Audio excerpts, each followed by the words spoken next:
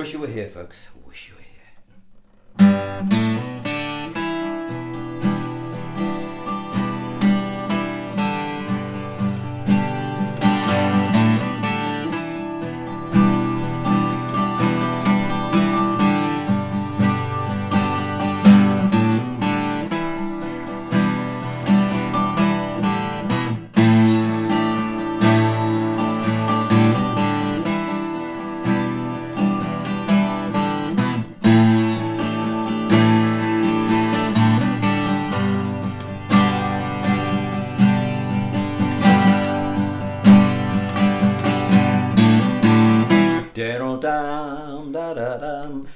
That, of course, is another lesson. Right, we're going to do Wish You Were Here, folks. The classic by Pink Floyd. Now, I did this some time ago, but I didn't put any paperwork up with it. And I think the volume is a bit quiet, so I'm going to do it again. All right, so but before I start, thank you very much for the 21,000 subscribers I've now got. It's great. It's gone up a lot in the last month. I've been with you, really. You've been watching some of the older vids that I put up.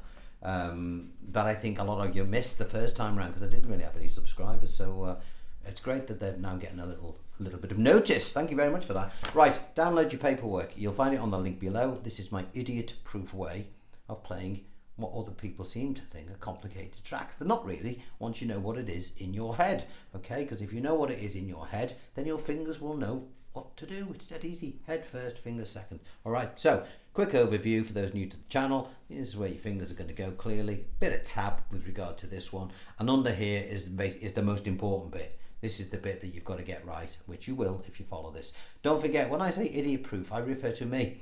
I developed this system for my own benefit when learning complicated classical pieces or whatever it was, because I can't read a note of music. So I have to find other ways in which to remember things, all right? And always remember, the great songwriters included David Gilmour himself. He can't read music either, so don't think that you need to be able to read all that stuff in order to play great rock pop music, or classical music for that matter, as if you look back at some of my vids, you will see. Right, let's start. We're on the chord of G, all right? G. And you're going to play your G with your two fingers locked into position down here on the 3rd and 1st string, okay? And your two bass fingers, one on the 5th string, 2nd fret, and your 2nd finger on the 6th string at the 3rd fret, okay? Now, these two fingers here, your 3rd and 4th finger, they're not going to move throughout the whole of this lesson. And if they come off, or that you look down and one of them's gone, you've got it wrong, okay? So they're not going to move. All the work is going to be done with these two fingers, all right? I'm going to keep it nice and simple. Okay, so let's start by just doing this. Hit the 6th string. I'm using a 12 string. It makes no difference whether you play this on a 6 or a 12. All right, I'm doing it on a 12 because Mr. Gilmour did. If you are doing it on a 6 and you happen to have an amplifier that you can plug it into, if you add a little bit of chorus to that and a bit of reverb, it'll give you that 12 string shimmery effect. But don't worry if you haven't got it. It sounds great on the 6th string as well. So bass string at the 3rd fret, okay, to start with.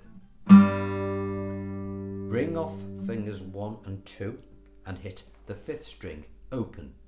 And then hammer your 1st finger onto that 5th string at the 2nd fret. Okay? And then when you've done that, bring off this 1st finger and play the 4th string open. All right? We don't want to leave fingers ligging around overstaying their welcome. It's important. Let's do that again. 6th string, fingers 1 and 2 off, hammer onto the 5th string at the 2nd fret with your 1st finger. Bring that 1st finger off now so it kills the note that it's just played, and come down on the 4th string. And while that string is playing open, these two fingers 1 and 2 are now repositioning themselves to play an E minor shape like this. Okay, one here, one here. 1st finger on the 5th string, 2nd finger on the 4th string.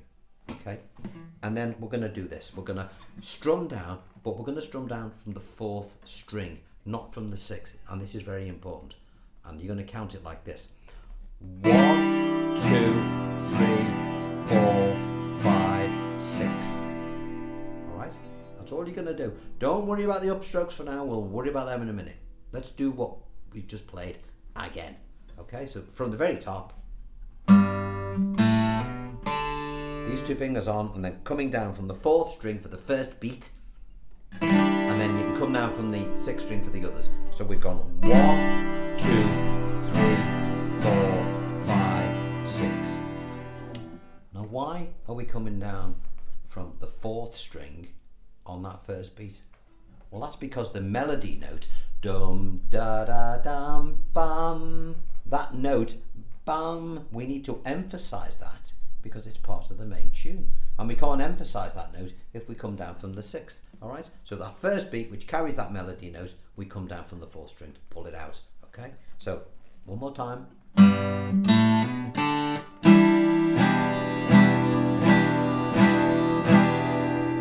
What happens then? Well, we keep our fingers exactly where they are, and we hit a third string. Then we hit a fourth string. That's all we do, all right? So I'll put those bits together. 1, 2, 3, 4, 5, 6. Hit the third, hit the fourth. What happens then? We go back to G. And like we did when we went to the E minor, we're going to come down from the fourth string for the first beat of the strumming. 2, 3, 4, 5. And we're going to count up to 5. All right? So we've got this. 1, 2, 3, 4, 5, 6. Hit the third, hit the fourth, back to your G, come down from the fourth string. 1, 2, 3, 4, 5. What happens then? You start the whole thing again. 1, 2, 3, 4, 5, 6. Third string, fourth string down to strum on the first beat. 1, 2, 3, 4, 5. Okay, now at this juncture, let me just refer to the upstrokes. When you've learned how to do that, watch this.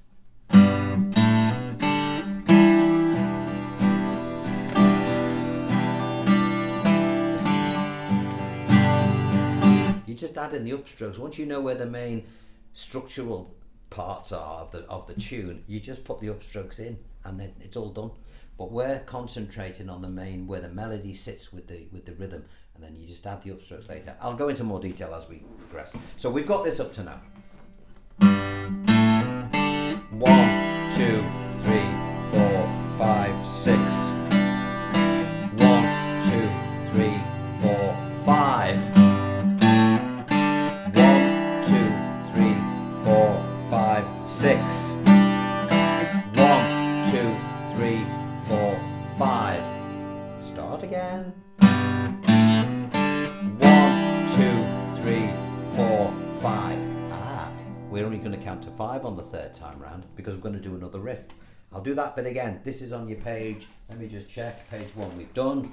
Page 2 is exactly the same as page 1. So now we're on to page 3, and you'll notice on the E minor shape that the count only goes to 5. 1, 2, 3, 4, 5. Because we're going to play another riff. Keep our fingers where they are, and we're going to play a fourth string. Bring these 2 fingers off and play another fourth string, and then put those 2 fingers back on and play a fifth string. I just find it easier to move them both rather than try and move one or independently. So you get this. Makes more sense to me. Makes more sense musically as well. So we've got this, page 3. 1, 2, 3, 4, 5.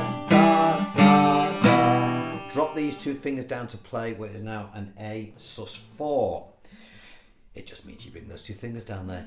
That's all it means. And we're going to come down this time from the 5th string, okay? And it says that underneath your arrows. You'll spot that.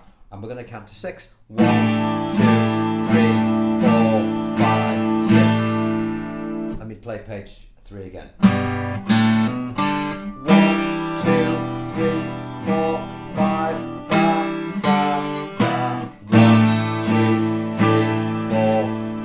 6. On to page 4. So we've just finished our little run down on the A. 2, 3, 4, 5, 6. That's what we've done on page 4. We're on to page 4 now, sorry. You'll notice that we've got another hammer. 5th string hammering onto the fifth string at the second fret, and then a fourth string open. It's exactly the same as the intro riff, but without the bass string at the third fret. Let me play that again from the A sus. 2, 3, 4, 5, 6.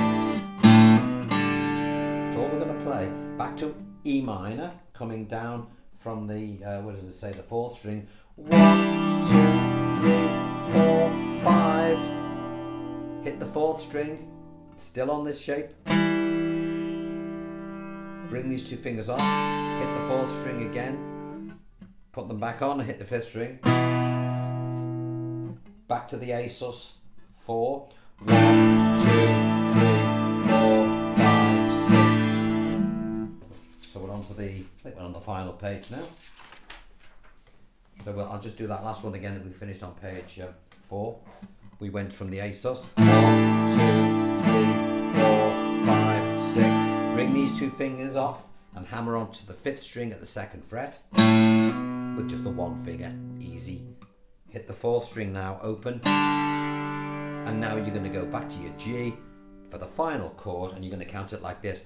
1, 2, 3, 4, 5, 6, 7, 8. 1, 2, 3, 4, 5. Okay?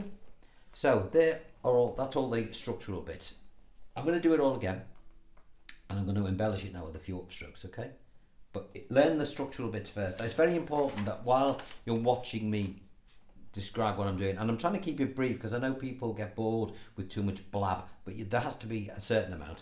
Make sure you're looking at this if you can while I'm talking, and it'll make perfect sense. All right? And don't forget, whenever I try to slow something down, my brain is used to playing these things at a particular speed, and when I slow it down, it's difficult, believe it or not, to play at a different tempo, particularly if it's slower. People think it would be easier. It's not sometimes. Sometimes it's more complicated. Well, not more complicated, but more difficult, you know? So, let's begin. I'll start again. 1. Now, this time I'm going to put the upstrokes in, and I'm going to say the word "and" when I'm hitting an upstroke. 1 and 2 and 3 and 4 and 5 and 6 and hit the third string. 1 and 2 and 3 and 4 and 5. 1 and 2 and 3 and 4 and 5 and 6. 1 and 2 and 3 and 4 and 5. 1 and 2 and 3 and 4 and 5. 1 and 2 and 3 and 4 and 5 and 6. 1 and 2 and 3 and 4 and 5. 1 and 2 and 3 and 4 and 5 and 6. 1 and 2, 3, 4, 5 and 6. 8. 1, 2 and 3 and 4 and 5. Now, when you see sixes and fives and all that, really what's happening is everything, including the little riffs, is adding up to 8 beats to the bar. So if I was going to count this in the studio before he would have started playing, this is what he would have heard as his count. 1, 2, 3, 4, 1, 2, 3, 4, 1, 2, 3, 4, 5, 6, 7, 8, 1, 2, 3, 4, 5, 6, 7, 8, 1, 2, 3, 4, 5, 6, 7, 8. You know what I mean? If you count it in a sort of typical way, although they counted it in different bars, 1, 2, 3, 4, 1, da da da da. But idiot-proof way of doing it. It just makes it easier to understand when you're first having a go at this. The important thing is to know where the little riffs come in, the single notes come in, as opposed to where the strumming patterns come in. And once you've got that, I can't stress enough how important it is to make sure that you get those downstrokes right. Because once you've got the downstrokes right, all you do is this.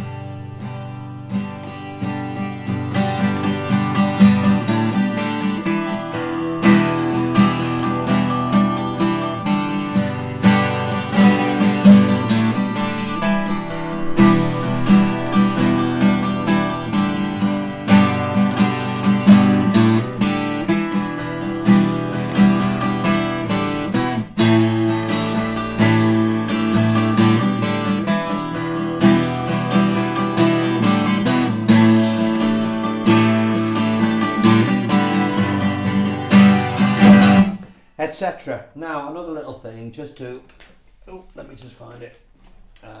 Sometimes you'll see, don't forget, you can see quite clearly where it says where to strum down from when you're looking at these things. Occasionally, you'll see things like this. Where are we? See that there? Where you've got your strum and it's got like a little circle around it. Oh, and another one there. That's just telling you to hit it a bit harder on that particular beat. It's called an accent. So, for example, on the A sus on page 3, you would see that it's telling you to play 6 beats, but on beats 1 and 4, I want you to play a bit harder. 1, 2, 3, 4. 1, 2, 3, 4, 5, 6. Okay, when you listen to the record, you'll hear those beats sticking out more than the others. Okay, and they're important. They're little colourful things that you need to add in. So look out for those sorts of things. What else do I want to say? Nothing really. I'm going to be. Oh, I was thinking about doing a live stream maybe over the festive season, Christmas or whatever it is you celebrate. I'll have to stop. I've got an itchy nose. Forgive me. I've just come back from Loch Ness, looking for the monsters, and I'm sure I've been attacked by some midges while I was down there. But have a think about if you fancy doing a live stream whereby you ask me questions, or type them in, and I'll try and answer them for you as we go along. That could be a lot of fun. That also give me any suggestions of any new stuff you want to do. I've been working in theatre for the last year or two, so I've not had much time to do that much playing, which is why I've had a little bit of a gap. But I'm going to get full in now to doing some new tutorials, starting with this one. And I'm going to do, I'm Not in Love by 10cc next, and any of those ones that were a bit dodgy where the volume was lower, I'll revisit them and try and get the volume up a little bit more for you. All right, but in the meantime, thank you very much for me 21,000 views. If anyone wants to help the channel or whatever, you can always buy a bit of merchandise if you want. I've made albums and stuff. There's a link below. Have a look at that. You might, who knows, you might like it. I've had a few hits in my time. And there's also a book that I wrote, which you might find interesting, called Julia's Banjo. All right, I wrote it with a good friend of mine, Helen Jones. But and we've been touring that. That's a play that did well. That's been transferred to stage as well. So have a look at that have a look out for those things, or anyone that's interested in the private tuition, because I've had lots of people over the last couple of weeks getting in touch about online stuff for those in Liverpool. I'll get back to you all, I promise you. As I say, I've been in Loch Ness looking for the monster for the last week, so I've not had a chance to do it, but I will get back to you sometime this week. And for all new people who think that they may not live locally for one-to-one lessons with me personally, then we can do it online, can't we? All right, we'll sort that out. But in the meantime, I shall see you very soon. Thank you for your participation in this channel. I'm really enjoying it, and I look forward to seeing you next time. You take care. Bye bye.